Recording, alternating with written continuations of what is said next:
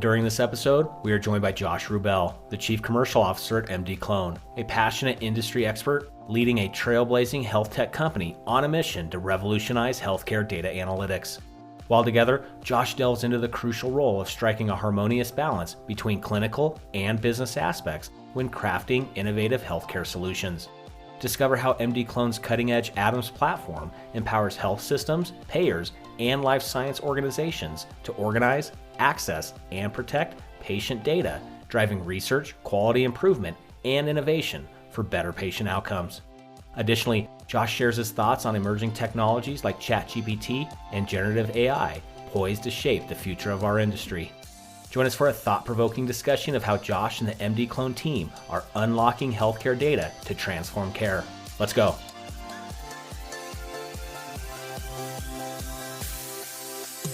Welcome to Passionate Pioneers with Mike Biselli, where we highlight and speak with the innovators, the game changers, and the pioneers who are deeply passionate and relentless in solving the problems our world is facing today. This is your opportunity to connect with and learn from these leaders and to support them on their mission. Perhaps they will soon be hearing your story as well. This is Passionate Pioneers with Mike Biselli. I look forward to having you on this journey with us.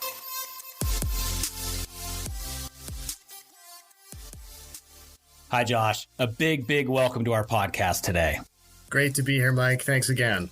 Well, given your deep personal experience in healthcare and your team's determination to make an impact on healthcare worldwide with the tools, processes, and services focused on turning data into better outcomes, I'm really looking forward to this conversation today.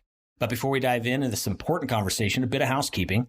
While listening to any of our episodes, please take a moment to subscribe to the podcast so you will automatically receive episode updates in your podcast player. Simply search Passionate Pioneers with Mike Biselli on Apple Podcasts, Spotify, or wherever you listen to your podcasts. And lastly, please visit the bottom of the episode notes to connect with me on LinkedIn and Twitter in order to further the conversations occurring on this podcast. All right, Josh, it's almost time for our community to learn how you and the MD Clone team are unlocking healthcare data and empowering exploration, discovery, and collaboration to improve patients' health. But first, what's that one piece of advice that you would give to others who are passionate about reimagining the health of our world? I think the one piece of advice I would offer is to really focus on the dual tracks inside of any healthcare solution that may be applicable or available to the healthcare provider ecosystem. And those dual tracks are a clinical case and a business case. For everything that you build, everything that you offer, you have to both understand and effectively enunciate and illustrate both cases to be effective, especially with a new solution that you would be making available to healthcare providers. The way I like to think of it is you have to live the mission, and then you also have to fund the mission with the solutions that you offer. That would be my one nugget, to have that lens on when you're building anything new for healthcare. Josh, I love it. I think you and I are both fortunate we get to advise and spend time with aspiring entrepreneurs that are working to move healthcare forward, and some amazing and brilliant ideas out there. But you know as well as I do, it's kind of a forked mission, if you will, not only the clinical side, but the business side. Why do you say that? Was there some history there with you? I think a lot of our aspiring entrepreneurs out there, while well-intended, they do sometimes forget that at the end of the day, this is a business. You have to follow the money, whether you like it or not. You have to be able to make sure that you're answering the call in order to create some sustainable technology and innovation. Was there a history there that made you kind of really focus in on those two? Gosh, Mike, I think the history there is, what's the term? It's often repeating, and I think Mark Twain said something about it rhyming. I think, look, every time we've had to build, new technology that I've had a chance to be involved with, the dual case, the clinical case and the business case, the operator case and the business case pop up every time. My example of where I haven't focused enough on both, I think many of your listeners may have experience in the population health world. And I think that's a great example where you have kind of obvious benefits to society, obvious benefits to patients if only new technology was deployed to better risk stratify and to better bring patients in who may benefit from preventative care.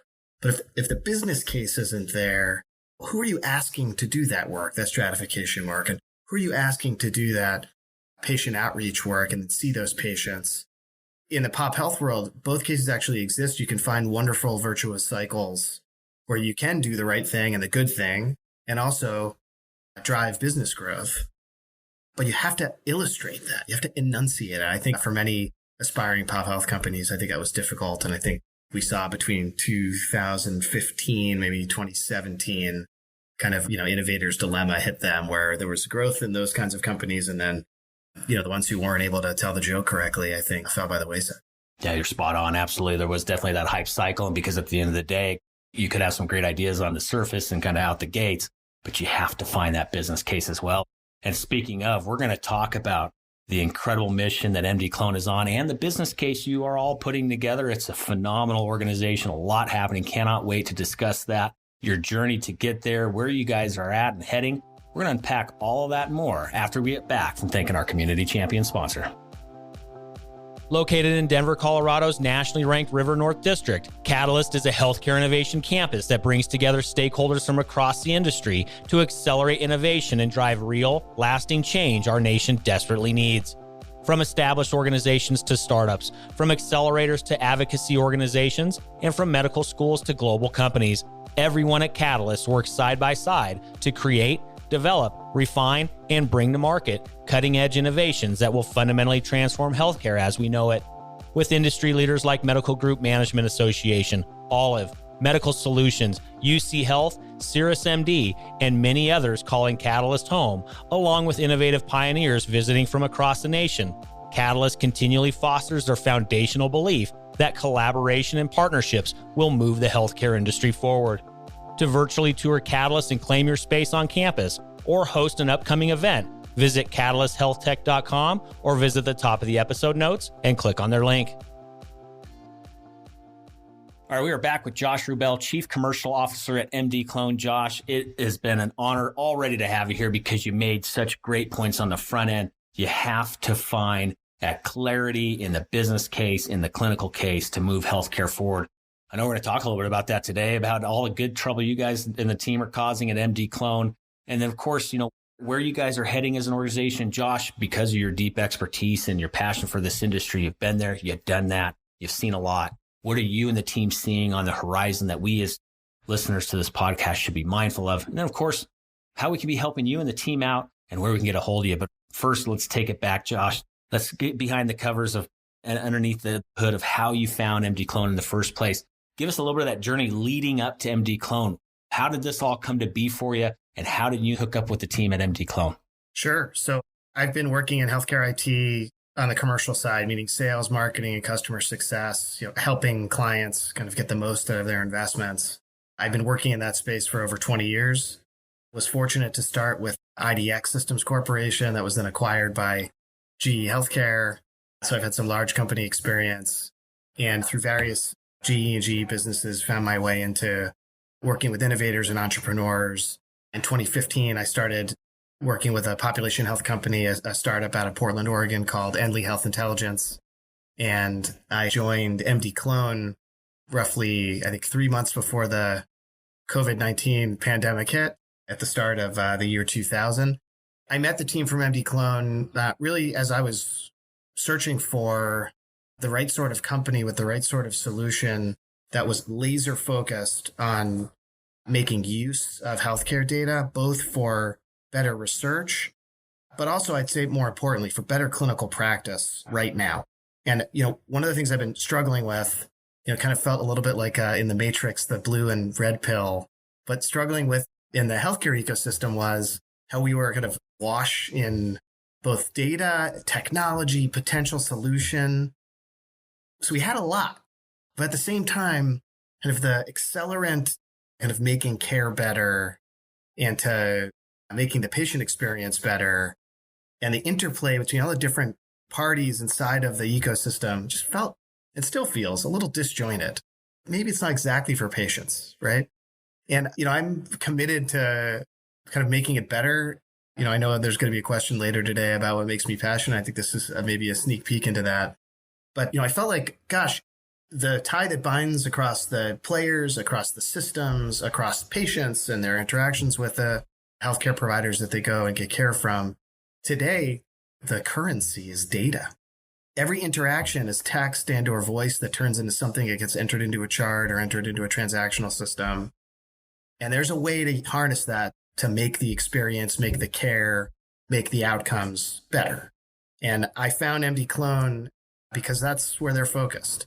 And there was very good alignment between me and the CEO of the business, really just starting out in their North American adventure. And here we are almost 4 years later, and we're doing great things. I like the way you said it, getting into some good trouble. Anyway, much more trouble ahead. And that's a great tee up, Josh.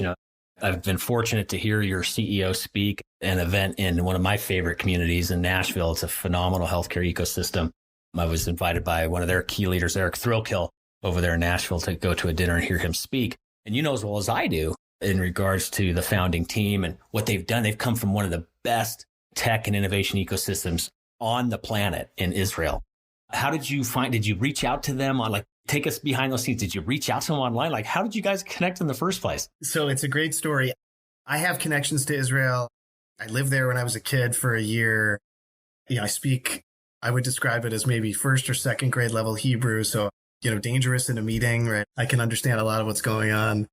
I met them through personal acquaintance. You're right. The healthcare tech ecosystem in Israel is amazing and it's flourishing. And it's an interest area of mine. And so, not surprisingly, the Venn diagrams, there's a lot of overlap. And I was introduced to Zeev, in the middle of 2019 through a joint acquaintance.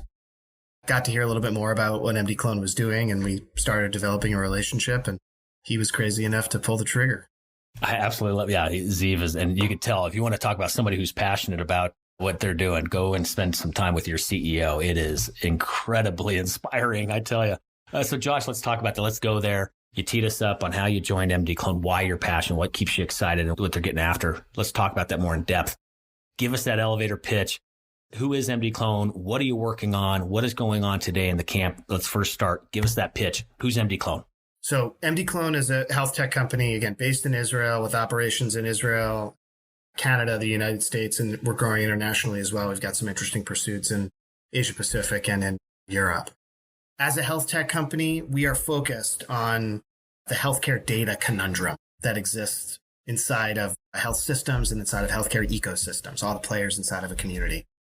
And, what I would say is health systems and the broader ecosystem that they work with, they have incredible opportunities to use the data they have to do very interesting things, what I would call to become more learning health systems, real-time learning health systems, to take the information they have based on the patients they're seeing and take insights from that information to improve care tomorrow. That's my general definition of a learning system. They have the building blocks for that, but today, the environment that they're in, piecing together those building blocks, putting the data together, and then the workflow together, and then the insights together to actually be a learning system, act like a learning system, not scalable, really, really difficult. It's a function of the data complexity and of how they're allowed to use the information that they have. Those are the kind of two challenge areas associated with the use of data that they have to get over. And as a business, we help solve both of those problems with really a paradigm shifting platform that simplifies data structure, enables no code, low code, real end user, clinician level access to data to start learning from what they did yesterday and last week and a month ago to impact tomorrow. And we layer privacy preservation capability in the form of synthetic data to make the health systems data, to really make the health system a magnet for innovation, not just from their employees, but also from their industry partners and others in the community, so that the kind of constraints associated with who's allowed to see what, who's allowed to innovate where, just melt away. End users, it's going to sound provocative. Today, health systems, an end user, the physician, she's got an amazing idea about CHF readmission today. She thinks that if you do 2 phone calls and a med check 3 days after the discharge, that is the recipe to reducing readmissions by 6% at a health system in Louisville. Today, in that health system, without MD Clone, 9 months before she's activating. Because she can't prove it until she has data. She builds a program. And our vision at MD Clone and why we exist as a company is to take that 9 months and turn it into 9 days. And why? People suffering from CHF in Louisville are suffering from CHF in Louisville. And if they readmit, that's a bad guy. That is a bad predictor for an outcome. there's a way to do this better. And we think data is part of the solution if we can remove those challenge areas. An absolutely visceral example of what are, a lot of our leaders inside of this industry that you and I just love so much that they're dealing with on the daily, right? And so, some of the things that we're plagued with in this industry, Josh, and I'm sure you hear it, you and the team at MD Clone hear this a lot. One, it's status quo, right? This is how we've always done it, Josh. This is healthcare how it's always been. And then two, Josh, I would love to bring in MD Clone, but nothing talks to anything. We have these legacy systems that we are, married to, and they're intractable. How do you take those challenges that you and I know we hear day in and day out? How do you answer those challenges from our, these leaders in healthcare that this is the environment that they're used to? How do you paint them and assure them of a better future and a better reality that you just described? How do you get over those big hurdles that seem sometimes so intractable? So I think my advice earlier in the conversation comes to play here. Effectively positioning this stuff for a health system to consume requires the health system to really want to do it. It can't just be kind of want to do it. You got to really want to do it because it's expensive. Not just our solution, although I'm sure our solution's expensive, but the investment of time and opportunity cost. They could be doing a whole lot of other things. Like they're choosing to do what we're suggesting that they do and what we're selling them on. They got to really want to do it. And in healthcare, that means they got to understand the clinical case. They got to know the people that they're impacting and the outcomes that they're impacting. And they have to really understand the business case. They have to understand how and why this is better for their institution from a bottom line standpoint. That's how you get them off the status quo. And candidly, Mike, not everyone can consume MD Clone. MD Clone may not be for every health system. You got to find the right fits. And part of engaging with a customer and building out those business cases is collaborative. We don't come in and know everything. In fact, the customers teach us most of what we know most of the time. The magic happens when you can find the right sort of alignment where the thing they want, in my Louisville example, reduce readmissions. There's a bottom line good guy. They reduce their Medicare penalties. Amazing. There's a quality good guy. They take better care of those patients so they're not coming back into the hospital, which would be bad news for them from a quality of life perspective and also a bad predictor for what could happen to them clinically. That's the sort of example. And then you have to, ascribe actual values. Well, how many patients would this impact? And how much money does that mean from a penalty standpoint? You got to get there. That's the way you get them off the status quo. I think the second part of your question was, oh, and by the way, the healthcare data ecosystem they're already in, super complicated and only going to get more complicated. Digital health doesn't simplify it. If I can make up a new word, it complexifies, right? There are many more sources of data. There are, if you're wearing an Apple Watch or if you've got a wearable, we're just at the beginning of that revolution and it's not slowing down, it's speeding up. So the amount of data that's out there and how interoperable it is, common challenge in healthcare for the last 25 years, and I don't think it's going anywhere. Our job as a business is to not be part of the problem there, but instead, say open, transparent. Here's how we store data. Here are the standards that apply to the storage and the data themselves, and a commitment. We will interoperate with anyone, anywhere, anytime around patients or around customer need. You got to be, I would say, loud and forthright around that commitment. And I think there's nothing like a customer that bring two technologies together and say, hey guys, you got to make these things work. So we've been fortunate, places like a VA or Intermountain or in Israel, the Sheba Medical Center, they do a great job of aligning our priorities around who we need to connect to for what reason.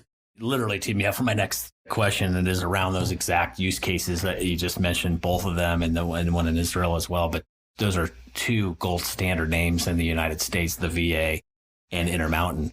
Can you share with us a bit what those actual use cases are? What value are those two systems seeing and deriving from MD Clone today? The best way to describe what we do for a health system in total is to focus on kind of 4 arrows: volume of projects, value of projects, resource requirement, time requirement. I want those first 2 things to be pointing up and those second 2 things to be pointing down. And a place like Intermountain, their desire, Intermountain's, world-renowned quality organization, in the footsteps of the Brent James Institute and all the great work that Intermountain's put in. caring for folks in the Mountain West for the last, I think it's 75, 80 years, maybe even over 100 years. They are amazing at quality and they are amazing at protocol. And, it's testament to their operating philosophy. They're not done. They're trying to get better. They're not resting on their laurels. So what they struggle with, or what they have struggled with, is similar to what everyone struggles with in data. We were just talking about it a second ago. There's still a ton of data complexity, and the amount of requests for, hey, I want to do better in CKD management. Hey, I have this idea around COPD, or hey, I've got this idea around depression. Their inbound requests to their analyst team are unmanageable. They have X number of analysts, and they have an almost insurmountable queue of requests to engage those analysts. And what we do for Intermountain is we give them a platform that they can turn to their end users. Again, no code, low code scenario. They can turn a platform to end users, empowering their end users to actually have a dialogue with their data themselves. And those users are clinicians. Again, they're not analysts. So clinicians with a little bit of help from the centralized, what they call an empower team, leveraging MD Clone's Atoms platform. They are at now over 150 use cases. So that's volume up, 150 in the last, year and a half, some of which are worth, to the system dollars wise from a risk management standpoint, big money. So value up, certainly patient care value up in a big way, all with the team of centralized team, maybe, max FTEs, centralized, max, on the worst day, 4 resources, managing 150 some odd projects across almost every department in the system. The Intermountain story is a great one. We have good examples there. If we shift to the VA, I mentioned kind of the 2 challenge areas of the data complexity. So how end users can actually have a dialogue with their data around what might be the best, CHF program, or what might be a good move to make related to the use of a specific drug for anesthesia. The other obstacle is privacy. Who's allowed to see that data? So at Intermountain and at the VA, they've done it at scale and in a programmatic fashion. They make data of elements and data sets available to third parties. At the VA, it's all around an innovation ecosystem where they build a challenge. Hey, we have a suicide tragedy that happens every day with the veterans population of the United States. We want great ideas from industry to help us manage that, to help us do a better job. Well, before MD Clone, there's no data to play with to actually have that analysis done. Well, after MD Clone, they generate synthetic data sets that mimic real-world data, but have no real patient information in them. And industry can use the machine learning tools, use the ChatGPT tools to mine those data and find the right signals to start to impact that veterans population. So they build a program around the synthetic data, and they simply export that program using MD Clone right back to the VA. And the VA can apply algorithmically. They can apply, okay, which patients do we need to do outreach on right now? Which patients should we be calling for perhaps different medications if there's already medications being prescribed? Those sorts of questions that are instrumental to moving patients through a mental health scenario. Again, very private information. But boy, if you can turn on the power of, U.S. industry, perhaps you can save many more veterans. Those are 2 examples. There are many, many more from Intermountain and the VA, but those are 2 examples that I thought would be useful for this conversation. Josh, those are incredibly powerful. 2 things I took from that I absolutely love. First one is this notion of having a dialogue with your data. How powerful is that, right? All of a sudden, we need to create, and I think you've been in this industry long enough as well, we need to be able to create tools, solutions, and processes that are simple enough for, and I say this in a cliche way, for our grandmother to be able to use, i.e., as you mentioned, hey, a clinician can dive in and use this because she was one of the highest trained clinicians for cancer care, as an example, right? Let her be an expert in that. But what could we as industry be doing to support her, to give her those simple tools to use, to find and discover? And again, as you mentioned, that dialogue with the data powerful. And then the second one, I love this notion of being able to leverage synthetic data to throw out to the innovators and almost effectively create this innovation sandbox. So there's MD Clone being the infrastructure for the VA's innovation sandbox. That is incredibly, incredibly powerful. So 2 big things that I just heard from there that absolutely love. So bravo to the team. And I know there's many, many more to discuss. I guess you might have just signed up for a second podcast and we'll just have to discuss more. But with that, Josh, we're now going to take the crystal ball off the shelf. We're going to talk a little future state. You know as well as I do, things have just changed rapidly. I'm sure things have changed a lot since you joined the MD Clo team before the pandemic came upon all of us. But let's talk about how things are moving rapidly, where things are heading, and what we should be mindful of. But not only for MD Clone, but also the industry writ large. What are you and the team seeing over the next 2 to 3 to 5 years that we need to be mindful of? Again, not just for the industry, but also where MD Clone is heading. For our industry, for the healthcare provider segment of healthcare, so, large scale IDNs in the United States and large health systems, whether provincial in Canada or, in many different formats around the world.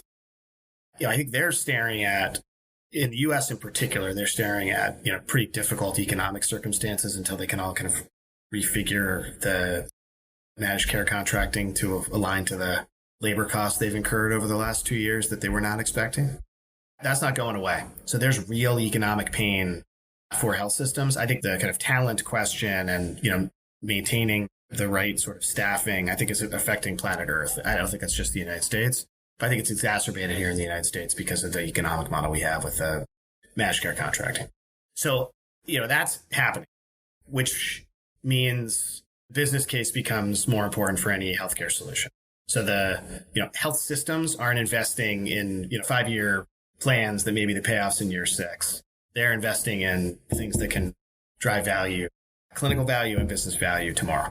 So I think that's one trend that we have to be smart about. And that's not going away in the health system world here in the United States for a while.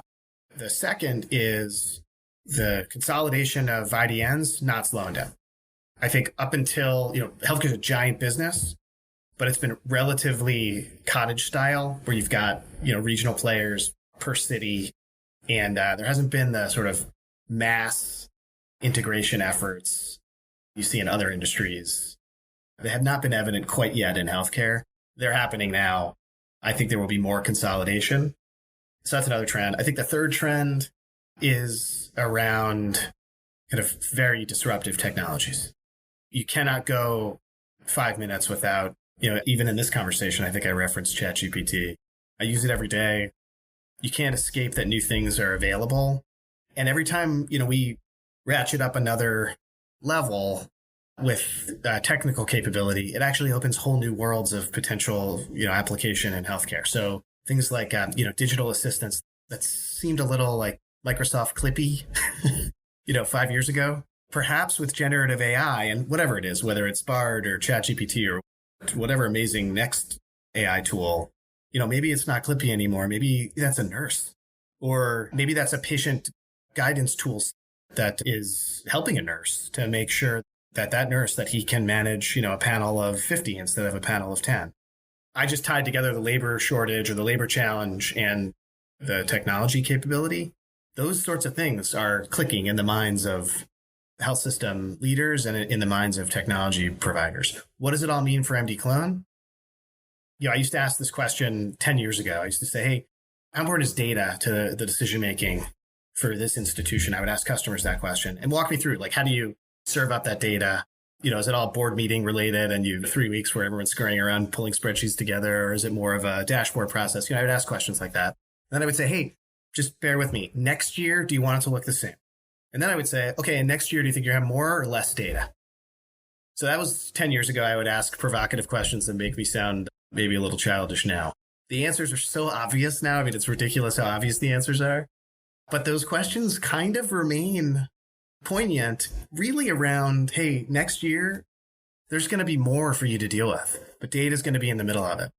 The bet we're making to the market, and again, the vision that we're marching toward is, how do we help our customers do more with the data that they're amassing so that they can be better? They can improve performance. They can improve quality. They can improve bottom line. We're there. And we think that problem, the data problem, is not going anywhere anytime soon. No, to your point, if anything, it's growing, and it's growing exponentially by the literal day. So phenomenal vision. And I love how you tied all of that together, because these labor shortages that we're having, how to make use of this massive amount of data coming into our health systems, it's intractable and only continuing to grow. So we'll put the crystal ball back on the shelf for a bit. We'll bring it back to current state, Josh. With that, and bringing it back to current state, what's one problem, need, or question that you and the team have that this community who's rallied around this podcast, amazing leaders around the nation and beyond, what's that one problem, question, or need that you and the team have that they can be helping you with? The big question for us is one of the questions you asked me, which was around status quo. How and what are the most effective ways, and what are the right places to actually place emphasis on kind of where the status quo needs changing? We've toyed with like, hey, everything should be a patient story, or we've toyed with, hey, everything needs a dollar amount ROI anytime we talk about anything. Really, any sentence needs a dollar amount ROI. Our sense is the answer is somewhere in the middle there. But I would love this community to offer examples of where, they were successful in empowering the provider experience, helping providers, find something that's going to work better, that then impacted patients, how they communicate about it. I think, we can learn from it. I'm very interested in hearing what this community has to say about it, both as maybe on the solution provider and then maybe also on the solution implementer side, right? As a health system that's actually trying to use some of these tools, really good ways to communicate about them to make sure that it's compelling and accurate and valuable, right? All those things. We want it to be right. We want it to be good, and we want it to be attractive, right? You already mentioned it once. I'm going to mention it again. You mentioned ChatGPT several times, but I'm going to mention the Venn diagram again. You brought it up on the front end. While I joke about it, it's kind of true. It's finding that balance between the head and the heart in healthcare, right? Talking about having every sentence with an ROI message in there versus the story as well around a patient or the outcomes, etc. Finding that Venn diagram and meeting both, that is the art of what could be possible in healthcare. And I know that there's a lot of amazing leaders tuning in that are working exactly on that to shatter and get the status quo behind us, because we can't keep doing the same things that we've been doing for year after year. This is, as well as I do, this is just no longer sustainable. We can do better as a nation. We put a man on the moon as a country. We did it together over 50 years ago. There's no reason why we can't, as a country, solve for one of the biggest, if not the biggest industry that touches every single one of us when we work together. So right there with you, Josh. So, I know a lot of our community will want to chat with you and the team and get a hold of you and ponder some of those questions that you have with you. How do they get a hold of you? What are some contact points online, social media handles, websites, or otherwise? So the easiest way to get a hold of me is on my email. It's josh.rubel, it's R-U-B-E-L, @mdclone.com. That's one way. I'm on LinkedIn as well, and I can provide the LinkedIn handle maybe as a link to you, Mike, that can be included on the bottom of the podcast notes. I would also check out MD Clone, the website, www.mdclone.com, for details about the solution. And we're constantly publishing use case, and we've got a monthly newsletter that we produce as well. You can tune into those to understand what's going on in the marketplace, understand what's going on with some of our customers and updates from the company.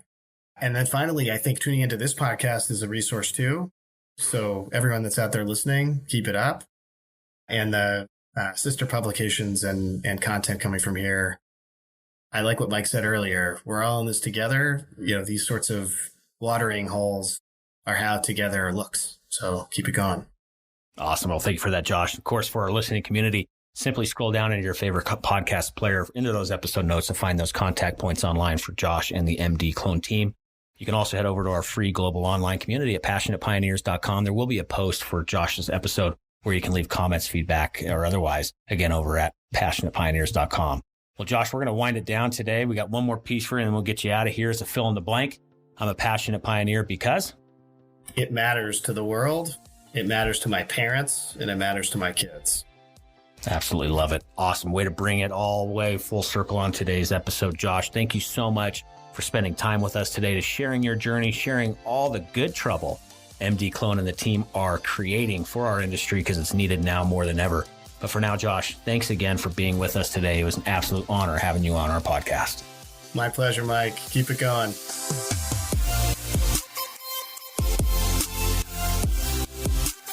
Thank you for joining us today on Passionate Pioneers with Mike Biselli. We'd love to hear your feedback about the podcast so we can continue to improve this community and to further support the pioneers being featured. Lastly, please take a moment to subscribe to the podcast and invite your friends and colleagues to join us. This is Passionate Pioneers with Mike Biselli. I look forward to having you back with us during our next episode.